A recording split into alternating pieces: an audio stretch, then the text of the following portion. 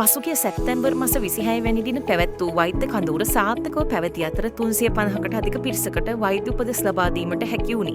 එනමුත් බලාපොරොත්තු වූ ප්‍රමාණයට වඩා වැඩි පිරිසක් ඊට සහභාගී වූ අතර ප්‍රතිකාර කිරීමට නොහැකි වූ සැලකිය යුතු පිරිසක් සිටි බැවින් එම පිරිසට ප්‍රමුඛතාවය දෙමින් ඔක්තෝබර් මාස 3 වැනි සිකුරාදා දිනයේහි උදෑසන 9 සිට සවස් 2 වන තෙක් නැවත වෛද්‍ය කඳවුරක් පැවැත්වීමට කටයුතු සූදානම් කර ඇත.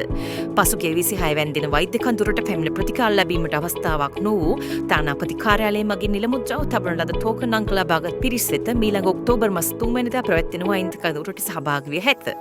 එලෙස ටෝකන් අංක ලබාගත් පිරිසට පහත වයස් කාණ්ඩ යටතේ වේලාවන් වෙන් කර ඇත. වයස අවුරුදු 50ට වැඩි පිරිස් සඳහා උදෑසන 9 සිට 10:30 දක්වා, වයස අවුරුදු 40 අතර පිරිස් සඳහා උදෑසන 10:30 සිට 12:30 දක්වා, අනෙක් වයස් මට්ටම් වල පිරිස් සඳහා දහවල් 12:30 සිට 2 දක්වා. එලෙසම සහභාගී වන්නන් නිරාහාරව වෛද්‍ය කඳවුර සඳහා සහභාගී වීමේ අවශ්‍යතාවයක් නොමැති බව සඳහන් කරමු. ටෝකන් අංක ලබාගෙන වෛද්‍ය උපදෙස් ලබා ගැනීමට නොහැකි වූ සැලකිය යුතු පිරිසක් ඇති හේයින් හදිසි අසනීප තත්ත්වයන් උද්ගත වැටි පිරිස් 200කට පමණ වෛද්‍ය උපදෙස් සඳහා නව ටෝකන් අංක ලබා දීමක් සලකා බලනු ඇත. නිල මුද්‍රාව සමග ඔබට නිකුත් කළ ටෝකන් අංකය සුරක්ෂිතව තබාගෙන ඒ දිනට ඉදිරිපත් කිරීමෙන් ඔබට සිදුවිය හැකි අපහසුතාවයන් අවම කරගත හැකි වනු ඇත.